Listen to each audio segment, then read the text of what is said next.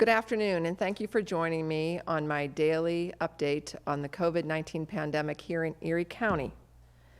We have 3 new confirmed positive cases to report in Erie County, which brings us to a total of 32 positive cases, and we have 755 total negatives to report. 2 of these individuals are in their 70s, and 1 is in their 80s. We now have 2 different cases where 2 residents live in one household. So they have been reported positive within one household. So though we have 32 cases now, we have basically 30 households where we have found a positive case of COVID-19. The investigations continue by the Erie County Department of Health on these and all open cases. The state numbers today continue to be staggering. Today, 16,239 positive cases across the Commonwealth, with 310 deaths. That is 1,680 more cases since yesterday at this time, and 70 more deaths within the last 24 hours. And we now hear that Crawford County, our neighbors just to the south, have 12 cases, including a young 7-year-old. And they also have 310 negatives to report. Crawford County residents, you can find information at crawfordcountypa.net on their informational Facebook page or by their information hotline, which is 814-373-2504. Ashtabula County has 18 cases, and Chautauqua County has 19 cases and 2 deaths. So please, again, stay at home if whenever possible, unless you must absolutely go out. Wear your mask when you are out. Stay at a minimum of 6 feet away from anyone when you are outside your home. And while you are at home, please remember to complete your census. Census Day was 1 week ago today. And currently, Erie County is at 52% reporting, and the city of Erie is at 44%. As a whole, we here in Erie County are above the national response rate of 46%. So please, if you haven't completed the census yet, I ask you to go to my2020census.gov to complete the questionnaire. It will take you well under 10 minutes to do. And you can also call the census, or you can request a paper copy. I also wanted to mention that PennDOT has reopened the I-90 rest stop at the New York state line within Pennsylvania. Additional cleaning and maintenance will be performed, and tourism services are not available there. But I will remind you, please stay home, and if possible, do not travel outside of Erie County. Our environmental task force has received a total of 731 complaints to date, and they have made 145 field inspections. 132 of those were found to be in compliance upon the first visit. I also want to mention fishing. Yesterday, I told you that they decided to open up trout season early. Well, today we've had multiple complaints at those places where people trout fish. Fishermen and women standing shoulder to shoulder, and that cannot happen. There are great videos and guidelines on the Fish and Boat Commission website. We need you to make sure that you are 6 feet away from anyone else while fishing, and you should be wearing a mask. And I say this as a plea because if people do not do what is necessary and what has been instructed by the Fish and Boat Commission, I fear that they will close down trout fishing season in our state. So if you want to continue to fish, then you must abide by the regulations that have been put forward in terms of social distancing.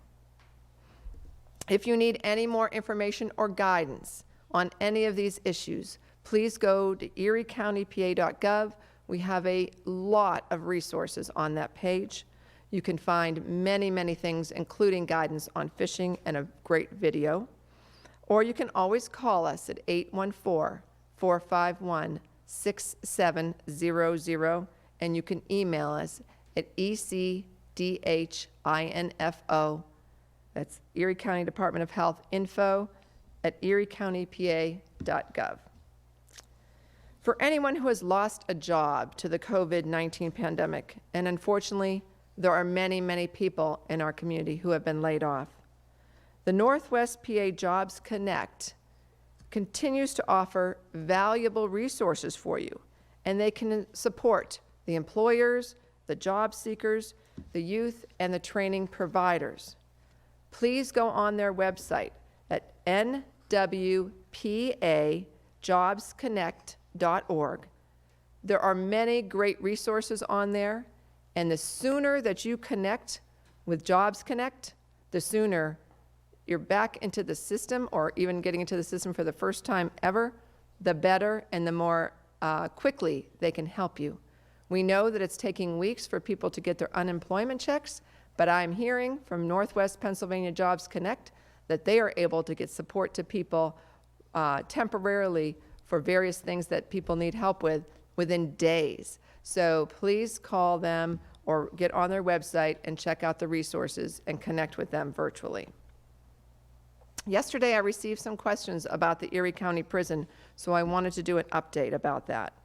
As of 1 p.m. today, the population at the Erie County Jail is 466.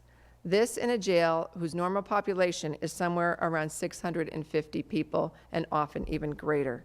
So I want to thank the courts, the Public Defender's Office, the District Attorney's Office, and the staff at the Erie County Prison for doing all they can collectively to reduce that population and help us to reduce the spread of COVID-19 in our community. And I also want to give a shout out to our corrections officers, whether they are in the Erie County Prison working or whether they are at our state institutions in Albion and Cambridge Springs. It is a thankless job, and yet we are obviously all grateful that they do that job for us. So thank you for serving our community in your way. Now regarding my daily briefings, I hear more and more about people relying on getting information this way from me, and so I wanted to make you aware of some upcoming schedule changes as we approach the holiday weekend. Tomorrow I will still be here at 3 o'clock. On Friday, we are moving this briefing up to 11 a.m., and then on Saturday I will be back at 3 p.m. as normal. Sunday, Easter Sunday, I will have no briefing. And then we will resume our daily 3 p.m. briefings on Monday, April 13th.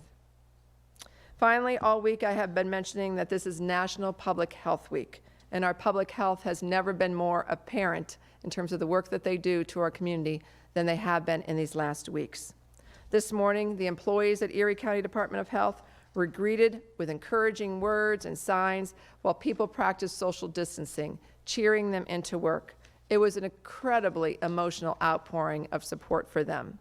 Thank you to our West Bayfront, to the to Martin Luther King Center, to the Gannon University, and to any others that participated. Thank you also to the United Way, who has shared their appreciation on social media, and really to so many of you that have reached out. I was at the health department today. The people working there, working very hard, we're so grateful to all of you for the emails, for the letters and the cards, and just all of the signs of support for them. I cannot tell you how impactful these small acts of kindness are for them, and really the small acts of kindness that are happening all over our community. Remember, if you know somebody who lives alone, give them a call. They need to hear another voice, and so don't just text them, but give them a call and have that conversation with them so that they feel connected. We talk about social distancing, but as I said, it's really physical distancing. We still want to be social with each other and check on our neighbors, check on our loved ones, check on those we know that may be quite alone right now. If you'd like to continue to show your appreciation to anyone at the health department, you can always email them at ecdhinfo@eriecountypa.gov, or you can send them a note at 606 West 2nd, Erie 16507. Now I would like to turn it over to the media for questions, and we will start today with Erie News Now. Hi, good afternoon. A question for you about people coming here from out of town. We've received several calls about people coming into our area, believed anyway to be from Pittsburgh, but just coming in to cottages they have in our region, things like that, especially with a holiday weekend coming up. Are you aware of complaints of that? Do you have any plans to try to cut down on that at all this weekend, or is there really anything you can do about people who choose to do that? There's nothing that we can really do. People own their property. They may have a cottage or a condo or some other building here that is theirs, and they are certainly by law allowed to go to that place. There has been no restriction nationally against people leaving their home county, for example. But I would ask them to do the same that we have asked every other person coming back to our community, whether they're coming back from a winter in the South or whether they're coming back from college or wherever. Please isolate yourself for 14 days. Do not go out. If you have people here you know, ask them to grocery shop for you and stay in your second home or wherever it is you might be for these 14 days so that you aren't bringing more of the virus into our community. If you know people who are doing this, then please give them this advice and actually tell them it's for our community and for the health of everyone else that they do this, and we ask for their cooperation. And if they're in a situation where they're just coming up for, say, the holiday weekend, would you advise that, if possible, don't? Would you say stay home? They should stay home, just like I'm telling people in Erie County to stay home, to not travel. I'm sure there's people in Erie County who may have a cottage in the Finger Lakes, let's just say, or someplace else, and we ask them not to go there, to stay at home and to stay in our community. The less people travel, the better. So I do ask people just to stay put wherever they're at. Talk Erie, do you have a question for me? Yes, good afternoon. Governor Wolf just mentioned this new order about moving PPE and ventilators out of low-use areas into high-use areas, probably specifically the Philadelphia area. Are you concerned about PPE and ventilators moving out of Erie County? As you know, we have had none of our positive cases end up in the hospital at this point, and I know that our hospitals are the ones who really understand this issue much better than I do. So I'm going to trust our healthcare providers to know what they need and to obviously continue to make sure that our community has what they need. But we do know that the needs are great in other places, much greater than they are here, because we've been doing a lot of good things here that have kept our numbers low. So if we need to share temporarily on some of these life-saving devices, I can understand why we would do that, and then hopefully, if we ever get to that point, others would share with us. But I can't really give a specific opinion on that because it's not my area of expertise. Erie Times News? Hi, Kathy. It's David. There's a new statewide hospital preparedness dashboard that's up on the State Department of Health website, and it does mention that there is one, in Erie County, there is one patient with COVID-19 that's on a ventilator. I would then assume, based on what you just said about the Erie County, no Erie County cases have been hospitalized, that is one of the travelers from out of town, that's not a new case that's been hospitalized? It's not one of the 32 that I'm talking about.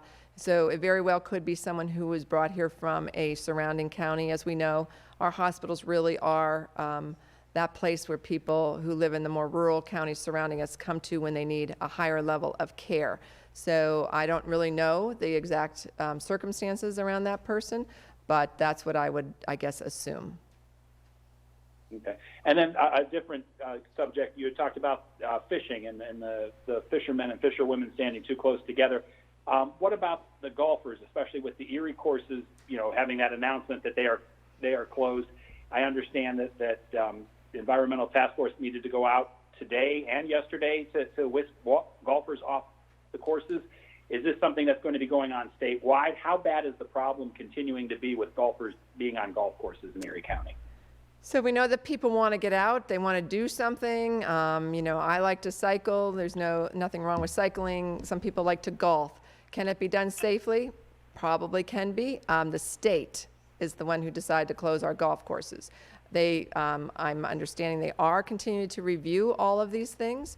Obviously, I don't think it's great that our people are now leaving here and going into New York State or into Ohio to golf, because that just continues that travel that we're trying to stop from happening.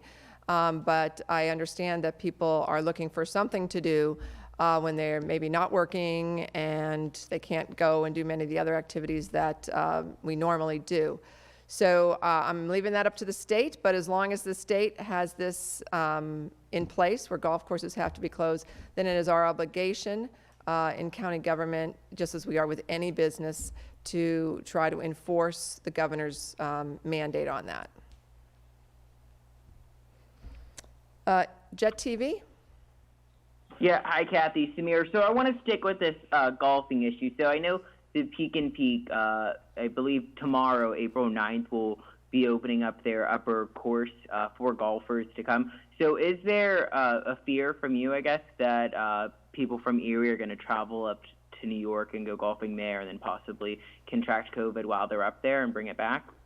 Well, hopefully they won't. Hopefully if they go there, I would ask our citizens to use very, very good personal hygiene and other procedures. So wear a mask while you're golfing. Wash your hands frequently. Take hand sanitizer with you. I would recommend only one person in a cart. Hopefully Chautauqua County is making sure that that's happening. Again, this is in another county I have no jurisdiction over. But if people do the right thing and are very careful how they do it, hopefully they will not be bringing COVID-19 back to our community. I mean, we do know that we have people who work in our community.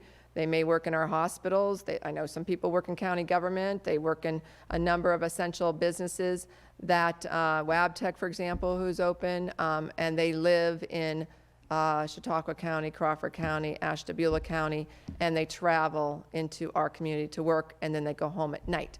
Most of those people are doing just that. They are staying in their home when they're in those other counties. They're coming into work, and then they're going back home. They're not out and about in many ways that would make them more at risk to our community.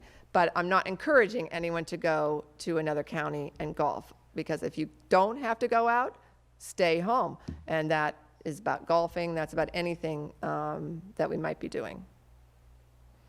And speaking of WabTech, has the health department been back out to the facility since their initial visit? We will be checking on WabTech again, and I'm not sure what the timing on that is, but we're going to continue to stay up on particularly those larger businesses where we have the greater concern, just simply because of the number of people that are working there. So we will continue to do that. And I can report Perfect, on that after we've completed that. Erie News Now? Hi, a question for you about trying to do contact tracing. I know it takes a little time once you learn of a case, but of the 32 cases, how many of you successfully managed to trace where you can pretty confidently say you know where it came from, and how many are there where where the county really isn't sure where the person picked it up? So the other day I mentioned that we have community spread, but we're talking just a few people, 2 or 3. I mean, it's really a few people that we just cannot connect back to a specific person or to travel.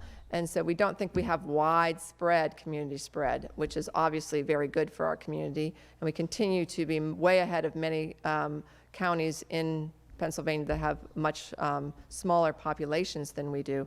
But we know that there is that community spread, and we know it's still a great potential, especially if people don't continue to do all of the things that we've asked them to do to protect themselves and everyone else in this community. So we'll continue to do that contact tracing as long as we can, as long as our numbers are only growing in these small increments and we don't have big jumps, and then we will run out of bandwidth in terms of being able to do that. But I'm going to go back to something I talked about way in the beginning, and I've talked about a number of times. You should be grateful you have a health department here. Just today was on a call with some of our commissioners, county commissioners just to the south of us, a few counties down. They have no health department. They know nothing about the cases in their community. They can't get the information. It's very frustrating for them. They can't do any contact tracing, and we have that ability here, so we are in a much better space. And I think, considering our population, that's really been a huge reason why we've been able to control this as we have up to this point.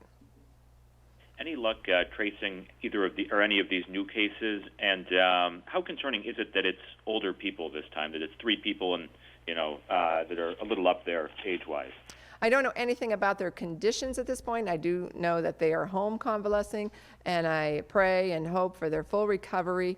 from this, but obviously anyone who's in their 70s or 80s is in a much greater risk category than a person who's in their 20s or 30s.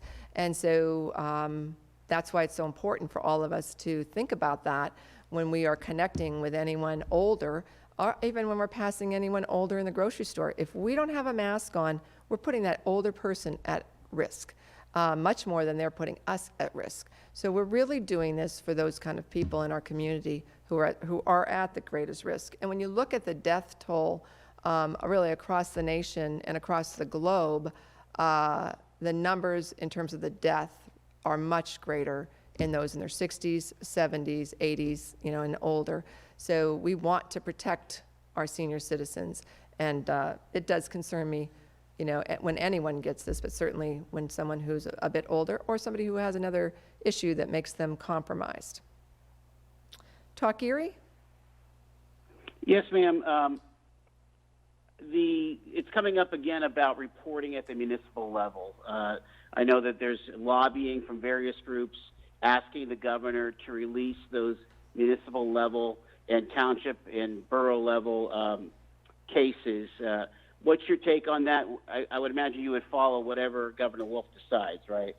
Right. So I'm going to go back to this health department thing. The counties that have reported the numbers are much larger counties than we are. They didn't start reporting until they had quite a few cases, and then they started releasing numbers at a more granular level.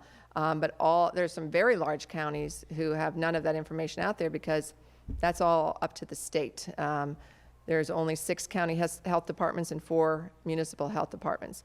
So we are looking at doing a map here shortly now that we have kind of a significant number of people to report on, where we would do it maybe by region. So we would, say we're looking at dividing the county up into a certain number of regions and then saying how many cases in that region. But I think we looked at this a little bit yesterday and we're working on this, but I think when people see it, they're going to be, it's going to validate what I've been saying all along. Our cases are spread across the county. They're not specific to one area. We don't see hot spots. And so the value of giving you municipalities, in my opinion, sometimes could be worse in terms of the people coming into that complacency that, well, if it's not in my township or my borough or my city, then I don't have to worry about it. And we know that that's not true because people do move between those communities. So we wanted to not give people that sense of false security. And that is actually the main reason for us not giving those numbers out into the municipal level. And I hope people know that the decisions we are making every day are really the decisions of how we save lives in our community and how we make it imperative to everybody that they need to play their part in this. One of the biggest concerns I heard from those commissioners I talked to is that people aren't taking it seriously in their community because maybe they don't have that many cases and nobody knows anything about those cases. So I have the opportunity here to speak every day to our community. I think people are taking it very seriously, and because of that, our numbers remain low for our population. Erie Times News? Just as a quick... Oh, go ahead, Joel, you have a follow-up? Mm-hmm. Just a quick follow-up. In the state legislature yesterday, a representative from our area was participating in a basically a push to open up more businesses for Pennsylvania. The House Republicans especially are pushing for that. Do you care to comment about that? Well, I think it would depend on the businesses and what they do and are they life-sustaining. We've already talked about Wabtec, our second largest employer, and having so many people in that building and how worrisome that is to me and so many others. So this is so hard. It's hard on our economy. It's hard on us as individuals. Certainly it's hard financially on people.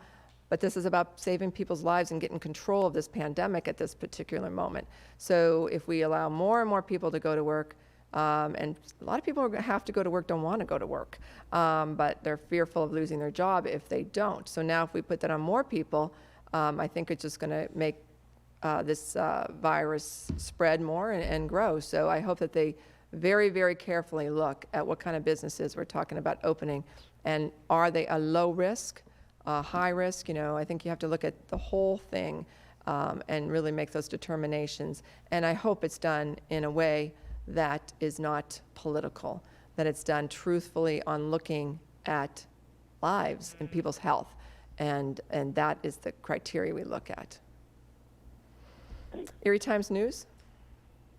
Yeah, Kathy, my daily question, any of the 32 cases reside in a nursing home? Or are they all in, you mentioned they're all households. Are they all in private residences? They're all in residences. We don't have any, I know there's a lot of rumors out there that we have some kind of nursing home incident going on, and I just was listening to about Beaver County. They have the largest nursing home in Beaver County, has a huge issue down there. We do not have any information at all about our nursing homes having an issue with COVID-19 in our community. So I'll continue to monitor that. Obviously, huge concern if that would happen. We all saw what happened in Washington State, and now we're seeing it, even in our own Commonwealth, very close to us. So it's obviously something that nursing homes are taking very, very seriously. And I mentioned yesterday just some of the safeguards that they're putting into place to stop that from happening. I haven't seen my father-in-law in many, many weeks, and that's for his safety and the safety of those people who live with him in the home that cares for him. And that's what I have to continue to realize and be thankful for. Jet TV. And then a different track. I'm sorry. On the, you had mentioned that this week was going to be a very, you had mentioned last week or early this week that this was going to be a very rough week. Is there anything to indicate we are going to see a significant increase in cases? Are there a lot of tests out there pending? Is there anything to give you an idea that we may see a lot more cases over the next few days or the next week or so? Everybody kept saying this was going to be a very rough week. It's not been maybe as bad as I had thought it was going to be. We had that one jump early in the week of 4 cases. We had 7 total, but 3 had come in over the weekend, and then there was 4 in one day. And now we've had a couple days of a couple cases, 3 today to report. So we're not seeing that exponential growth in cases that so many other places have seen and continue to see. That continues to be a good thing. And I give a lot of credit to the people of the community who are helping us to make this happen. So let's just hope that what I said earlier in the week is wrong, and that we don't have a situation here that we're seeing in other communities.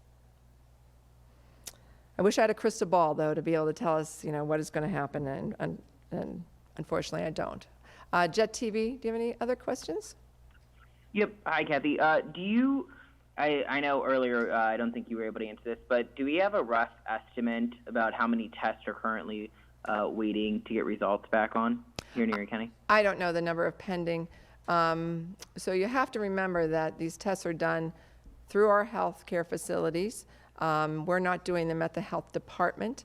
We don't get all the information, and actually, like most other counties are waiting on the state, we do have we have actually very good relationships with our healthcare providers, but they've been very good about helping us understand the positive cases coming forward, and that's sometimes why our numbers don't jive with the state numbers you see on their website, because we actually have some preliminary information on the positives, but we haven't been getting all that information on the pendings, and everybody I think is just so busy, and it's just not something that is in our wheelhouse of information at this point. But I understand people wanting to know that, but in the end of the day, I don't think it really matters in terms of how we're moving forward. We're continuing to move forward just on all the good recommendations we've given to people. So that's why we don't have the information, because we don't do the tests. Right. All right. I want to switch gears a little bit and speak more along the lines of travel. So I know the station, Jet 24, we've had a couple concerned citizens reach out saying that a ship arrived to Erie carrying possibly wind turbines, and the ship could have come from Spain. So has the county heard anything about that? And then secondary, I guess, is there any special precautions being taken with freight that is coming into the county? So we've known about this ship for a number of days, and we have been tracking it, and we have been working with the company who owns the ship, as well as the U.S. Coast Guard and other officials. And I'm glad to report that everyone has been extremely cooperative. All seems to be very good. The crew of this ship is not getting off and coming into our community. Those who are helping with the unloading of the materials on that ship they're not having contact with the crew. The crew at this point seems to be very healthy, and that's really obviously a very good thing, because one of the things we did look at is what if they arrived here and suddenly they weren't healthy, and we would have to take care of them, of course. So they're healthy, they're unloading, and they'll be on their way as soon as they get unloaded and on to wherever they go. So all is good in that regard, because we were informed early about this. We did our due diligence. All of the federal agencies and our local Port Authority and everyone has worked very well collaboratively. So these are a lot of the things that are going on every day behind the scenes, and it is just, sometimes I just feel like it's rapid fire coming at us, but gosh, the team has just done such a great job in handling these very unusual things that pop up, and they're doing a great job. So feel safe about the ship being here. All precautions have been taken, and the material will be unloaded, and that ship will be on its way out of our harbor. And then really quick before we move on, so I know a couple weeks ago I asked, I'm still receiving messages regarding mail and if people should be taking their special precaution. Obviously, you said to wash your hands. So what about if we do have mail or freight coming from those hot spots? Obviously, just take those safety precautions, as you mentioned, wash your hands, etc. Mm-hmm. So the studies are showing that the virus really doesn't live very long. They did some studies on cardboard, and it doesn't live very long on those surfaces. So I guess the biggest risk would be if you had a mail carrier who was a positive, didn't know it, sneezed on your mail, put it in your mailbox, and shortly thereafter you picked it up and you started, opening up your mail. But something that's coming, let's just say someone in another country, you mentioned Spain. Let's say someone's getting some mail from Spain, and where we know there's been a huge COVID-19 breakout. So that mail, by the time it got from here, if there was anyone who had touched it in Spain who was positive, that virus would be long dead by the time it arrived here. So the smart thing to do is,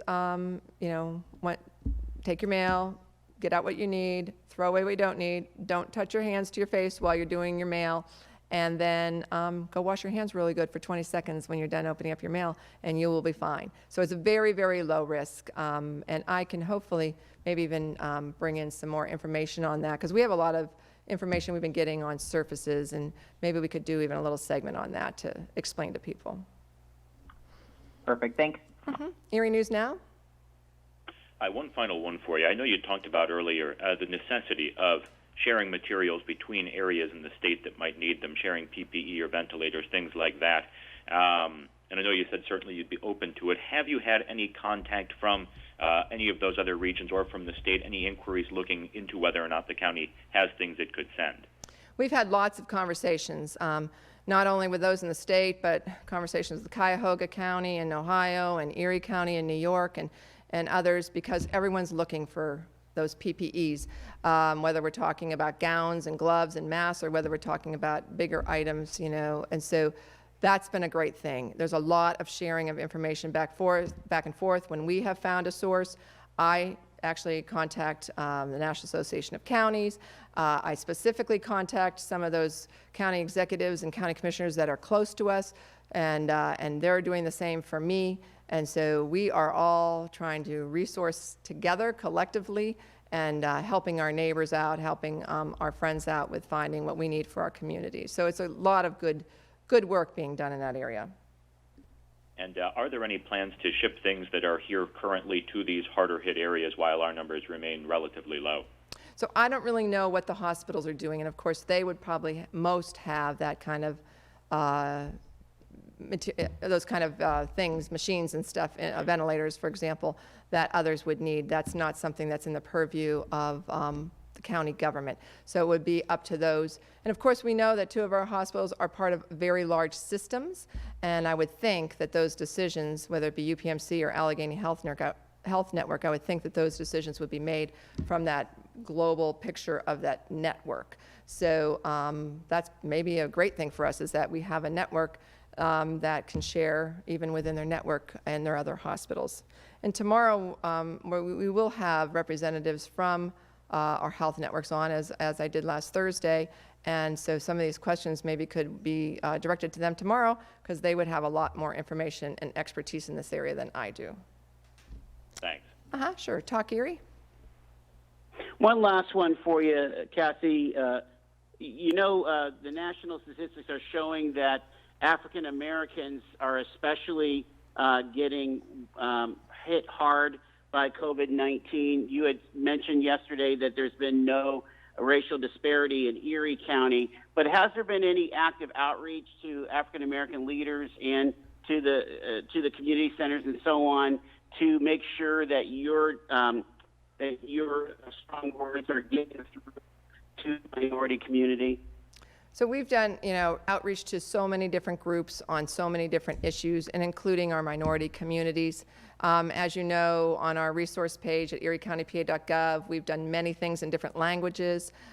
We have certainly been looking at how we can support our smallest of businesses, and many of those small businesses are owned by minorities, and we want them to be viable at the end of the day. So in terms of their actual health and the COVID-19 pandemic and the spread of that, trying to reach into the African American concerned clergy or other groups like that that would have that specific contact with those people, trying to do that. But, we're trying to reach all citizens in Erie County, no matter who they are, where they live, their age, their race, their gender. And, we're always open to more suggestions if anyone has any thoughts of how we can reach a group that maybe we aren't doing well in reaching right now. So let us know if we can do better. We want to. Erie Times News, do you have any final questions? Kathy, yes, I want to go back, get a little bit more clarification about the golfers. I just want to confirm that the Environmental Task Force has gone to golf courses and kind of herded these golfers off the course and educated them about this. And can golfers on any course in Erie County expect that could possibly happen, not just at the Erie City golf courses? Any golf course in Erie County is supposed to be closed per the governor's order. And so we would expect that those golf courses themselves would work hard to keep golfers off of the courses, and that would be their first responsibility. I don't actually know specifically if the enforcement teams have been out to a golf course per se, but we certainly have made calls, I know, to them, and we would go out just as we do for anything else if we hear that there needs to be someone sent out. I mean, I'll give you an example on the fishing. We heard that there was big crowds at Gravel Pit, and so we did send law enforcement out, county law enforcement out to that site to get people to social distance and to do the right thing. So, unfortunately, people aren't really obeying what that social distancing looks like. And, I go back to even what I said the other day. If people don't do this, things will get closed down, things we don't want to get closed down. Fishing could get closed down if we don't do this. Presque Isle Park could be, closed down if we don't stay social distancing in our state parks. So we don't want that to happen. We need everyone to do the right thing so that we can all still get outside and get some fresh air and get some exercise and do some of the things that we like to do. Jet TV. And just one quick follow-up. Okay. You had, Sure. Kathy, if I could, just one quick follow-up. You had mentioned in your remarks about golfing that it's a state regulation. Has there been any contact between you and the state about trying to make golf permissible? I have not talked about that, and I'm not out there lobbying for any particular business to be open, to be closed. I am asking questions sometimes when I wonder why something happened and why one entity got a waiver and another did not, when it maybe seems like they're a very similar business. And so I try to advocate on behalf of those kind of questions. But, there are plenty of groups lobbying for certain full segments of businesses, and I let them do that work. Jet TV, I'll let you, since I started with Erie News Now, I'm going to give you the final question if you have another question. Well, my question was actually just asked, so Okay. I am good. So I'll Okay, save it well, for that's tomorrow. great. Thanks. Well, thank you all again for being with me today. Thank you, all of those who are viewing and listening out there. Thank you for doing your part to stop the spread of COVID-19 in our community.